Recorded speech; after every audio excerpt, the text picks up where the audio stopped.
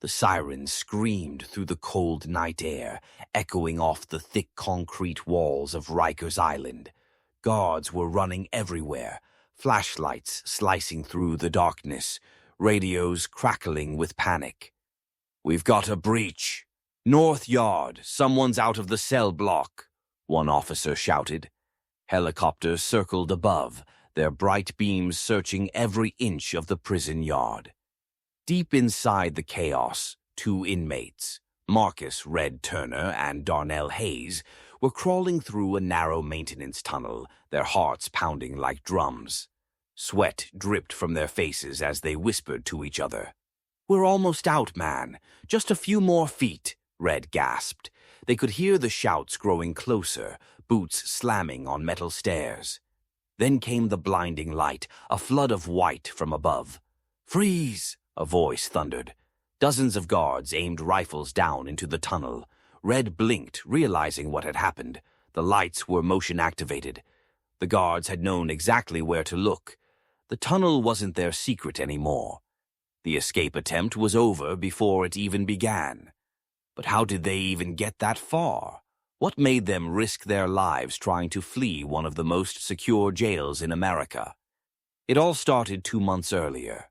Marcus Turner, known by everyone as Red because of his copper-colored hair, had been locked up for armed robbery. He was 32, tough and quiet, the kind of man who kept his thoughts to himself. Darnell Hayes was younger, just 25, serving time for car theft and assault. The two met in the laundry room, folding prison uniforms in silence, until one day Red said softly, "You ever think about leaving this place?" Darnell looked up, half smiling. "Ain't nobody ever left Rikers and made it out alive." Red smirked. "Then maybe it's time someone did." That one sentence planted a seed. From then on, the two spent every free moment watching, listening, and planning. They studied the guards' routines, memorized the shift changes, and even made friends with a janitor named Miguel who worked in the maintenance area. Miguel was quiet, old, and tired of life behind those bars. Not as an inmate, but as an employee. Sometimes he'd joke that the only difference between him and the prisoners was that he got to leave at 5 p.m. One day, Red found a cracked vent behind the dryers in the laundry room. It led to a crawl space that connected to the old sewage tunnels that hadn't been used in years. He called Darnell over to see. "This could be it," he whispered. They started gathering supplies, stolen spoons sharpened into small digging tools, pieces of wire, even old plastic bags to carry dirt out slowly. For weeks, they worked in silence while pretending everything was normal. They hid the tunnel entrance with a metal panel so no one would notice. But Rikers Island wasn't just another prison. It was a fortress built on an island surrounded by icy water and guarded 24/7. Escape was nearly impossible. And yet, Red and Darnell were ready to try. Late one stormy night, when thunder covered the noise of their scraping tools, they finally broke through into the tunnel that led toward the outer wall. The air was damp, heavy, and foul, but freedom smelled sweeter than anything they'd known. As they crawled forward, unaware of the tiny motion sensors newly installed just a week earlier, the sirens suddenly erupted. Red froze. Darnell looked back, wide-eyed. Someone had found them. Before they could move another inch, a deep rumbling sound echoed above them. The heavy gates were locking down the entire prison. Guards poured into the yard with flashlights and dogs. And just as Red whispered, "Keep going, we're almost—" a bright white light filled the tunnel. The light burned their eyes. Red threw his hands over his face as shouts thundered from above. "Get down! Don't move!" The tunnel walls trembled with the sound of boots hitting the ground. Darnell panicked and tried to crawl backward, but his foot slipped into a pool of muddy water. He looked up to see the barrel of a rifle staring straight down at him. It was over. or at least it should have been. But something strange happened. Instead of pulling them out right away, the guards shouted into their radios, "Command, we've got eyes on them. Holding position." Then, without warning, the tunnel lights cut out. Everything went black again. For a few seconds there was silence, then a rumble. The ceiling cracked. "Red, move!" Darnell screamed as rocks and dirt rained down. They crawled forward blindly, coughing and choking on dust. The tunnel had collapsed behind them, cutting them off from the guards. Now they were trapped, but still free enough to move ahead. Red coughed hard, then whispered, "Keep crawling. It's now or never." The two men dragged themselves through the darkness, hands scraping against broken pipes. Somewhere in the distance, the faint sound of rushing water echoed. Maybe the tunnel led to the river. Maybe they could still make it out. Hours earlier, everything had seemed perfect. Their plan was simple. Slip out during the thunderstorm, follow the tunnel, and climb out near the maintenance dock. Red had even bribed Miguel, the janitor, with a pack of cigarettes and a small wad of cash hidden in a shoe. Miguel had promised to leave a door open. But now, in the pitch dark, Red couldn't stop thinking. Had Miguel betrayed them? Meanwhile, the control room at Rikers Island was in full lockdown. Dozens of guards were watching camera feeds, tracking movements across the compound. Warden Reynolds, a tall man with gray hair and sharp eyes, stood behind them with his arms crossed. "Seal every exit. No one leaves this island," he ordered coldly. He had seen this before. Every year some prisoner tried something clever. But Rikers wasn't like other jails. Every hallway, every vent, every pipe had been mapped. No matter how deep they went, the system always found them. Back in the tunnel, Darnell started coughing harder.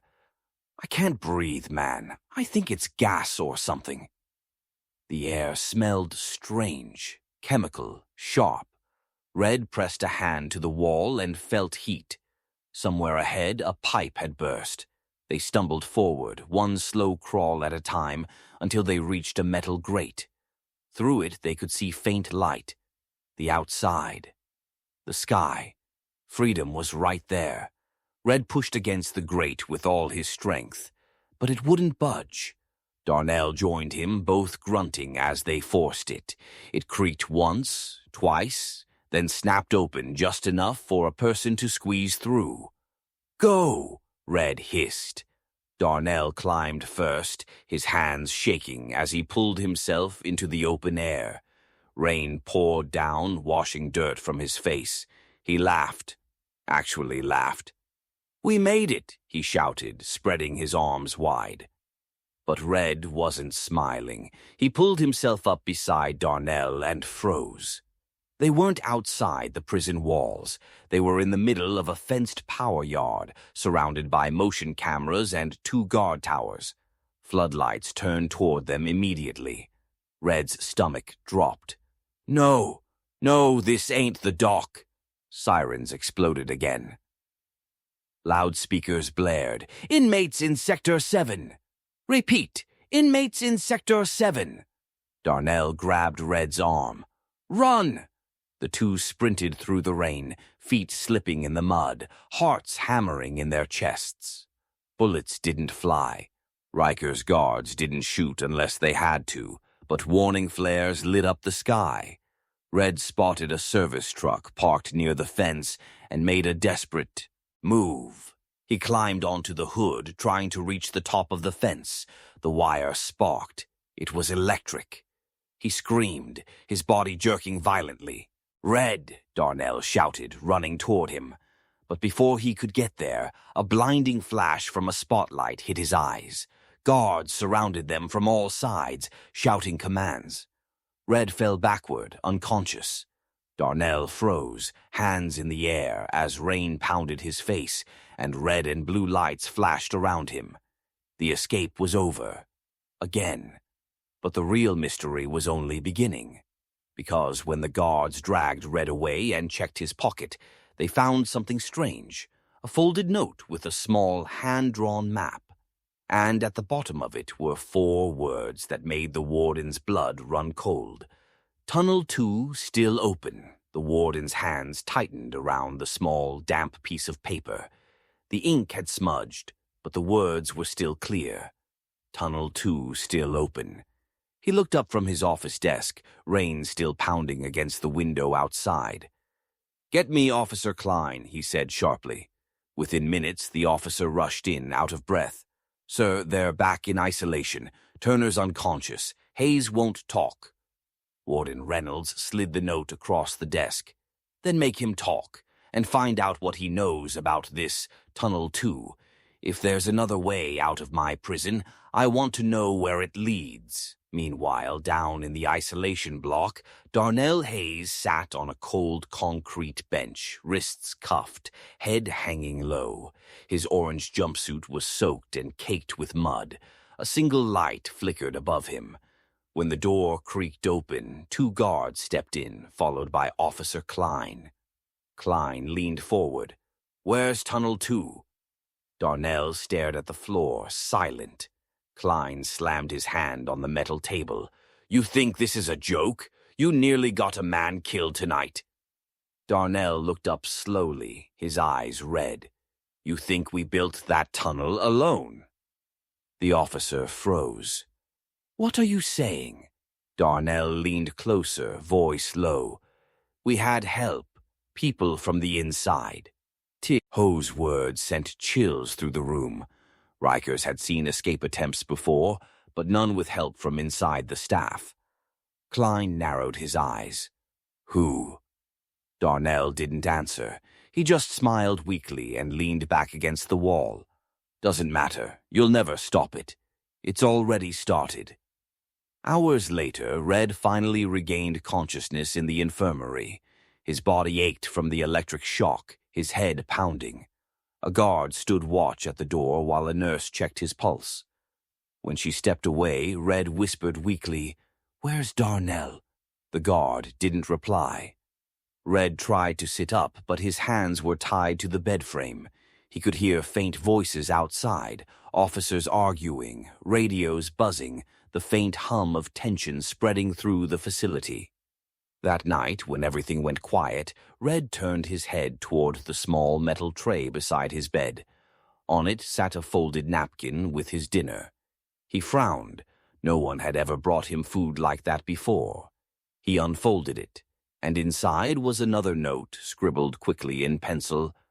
"Tunnel 2, Laundry Hall, midnight, tomorrow." His heart raced. Someone knew about the second tunnel, someone who still wanted him out. The next day moved painfully slow. Guards watched him every second, and no one mentioned Darnell again. But late that evening, as the hall lights dimmed, a power flicker ran through the building. The cameras went black for 3 seconds. Just enough time for someone to unlock Red's door and whisper, "Move." It was Miguel, the janitor. His face was pale and his voice shaky. "You have 5 minutes before they reboot the system. Go." Red hesitated. "Where's Darnell?" Miguel looked down. "They moved him. Different block. You can't reach him now." Red's throat tightened. "Then I'm not leaving without him." Miguel shook his head. "You don't understand. They're sealing off the tunnels tomorrow. It's your last chance." He shoved a small flashlight into Red's hand and pointed down the corridor. "Laundry hall, behind the dryers. You'll find the vent." Red's legs trembled as he crept through the shadowy hallway, heart hammering in his chest. Every step felt like it could be his last. Somewhere above, the sirens might start again any second. He reached the laundry room. It was empty, silent except for the hum of machines. He pushed the dryers aside and saw it. A new vent cover, slightly open, with fresh scrape marks around the edges. He dropped to his knees, grabbed the edge, and pulled. The cover came off easily. Cold air rushed out. The tunnel was real. Red glanced back at the dark hallway one last time. "I'm coming back for you, Darnell," he whispered. Then he crawled inside. The metal walls scraped his arms as he crawled deeper. It smelled like rust and damp earth. The deeper he went, the narrower it got. He could barely breathe. Suddenly he heard something. Footsteps. Not behind him. Ahead. He froze. A flashlight beam flickered in the distance. Someone was in the tunnel, waiting. He whispered, "Miguel?" But then a deep voice answered softly, "You shouldn't have come here, Red." The beam of light grew brighter, moving closer fast. And before Red could turn around, a hand grabbed his ankle hard. Red kicked wildly, his heart slamming against his ribs. The grip on his ankle was strong, dragging him backward through the narrow tunnel. "Let me go!" he shouted, his voice echoing off the metal walls. He twisted and swung the flashlight behind him, and for a split second he saw the face of the man holding him. Officer Klein. "End of the line, Turner," Klein growled, pulling him closer. Red panicked. He swung the flashlight again, smashing it against Klein's arm. The light flickered, then went out completely, plunging them both into darkness. Klein cursed in pain, and Red used that moment to crawl forward as fast as he could, his hands scraping on the sharp metal edges. He crawled until he reached a small ladder leading up. Cold air seeped from above. He pushed against the hatch at the top. It was jammed, but not locked. Using all his strength, he forced it open and climbed out into a dimly lit hallway lined with pipes and broken tiles. He was somewhere deep in the prison's maintenance level. Red took a deep breath and looked around. His body was bruised, his hands bleeding, but he couldn't stop. He needed to find Darnell. He needed to get out. As he moved down the corridor, he heard a faint noise, a whisper coming from a dark corner. He froze. "Who's there?" A shadow stepped forward. It was Darnell. His face was pale, his eyes tired, but he was alive. "Man, how did you—" Red started. "Shh," Darnell cut him off, pointing behind him. "They're not alone." Before Red could ask what he meant, flashlights appeared at the far end of the hall. Guards were coming.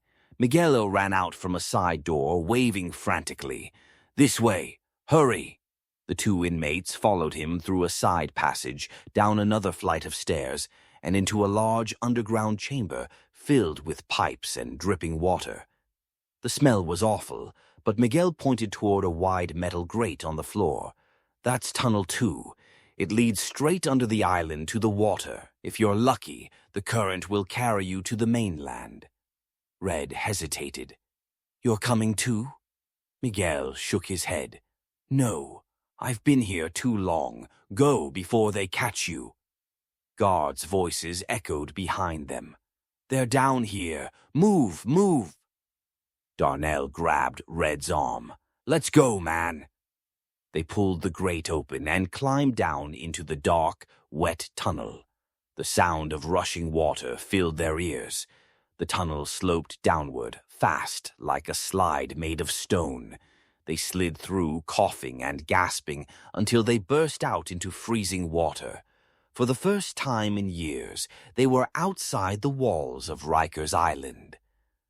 Red Sur faced first, gulping air, his teeth chattering. The night sky was gray, the wind cutting through his soaked clothes. "We did it!" he shouted. But Darnell didn't answer. He was struggling to stay afloat. The current was too strong. "Red!" he yelled, before a wave crashed over him. Red swam toward him, fighting the tide. The water pulled them both under, spinning them in the dark. He grabbed Darnell's arm, but something slammed against his back, a floating log or maybe a piece of debris. His vision blurred. Then came the bright white light, helicopter searchlights sweeping across the water. "Target spotted," a voice yelled through a megaphone. Bullets didn't fire this time, but the sound of the chopper blades thundered overhead. Boats surrounded them fast, engines roaring. Red could barely lift his head. Cold water filled his mouth as strong arms pulled him onto a deck. He looked around wildly. "Darnell! Where's Darnell?" One of the officers stared into the dark waves, shaking his head. "We only got one." Red's heart sank. He tried to shout, but no sound came. The cold swallowed his voice. By morning, the warden stood at the dock, watching as they carried Red off the patrol boat in chains. He looked tired but calm, his voice low. "Another one caught, another one gone." A young officer stepped beside him. "Sir, do we close Tunnel 2 now?" The warden gave a slow nod. "Seal it. Weld every inch shut. No one escapes Rikers Island." But as they walked away, neither of them noticed the faint, wet footprints leading from the shoreline into the nearby marshland. Far in the distance, through the fog, a figure stumbled out of the water. Weak, coughing, but alive. It was Darnell. He turned once to look back at the island, its towers glowing faintly in the dawn light, then disappeared into the woods. And that's why no one ever really gets out of Rikers Island, because even when one man does, he becomes a ghost. No record, no name, no proof. Only stories whispered among the inmates, stories that begin the same way every time. Remember the ones who tried to escape, and the one who actually did.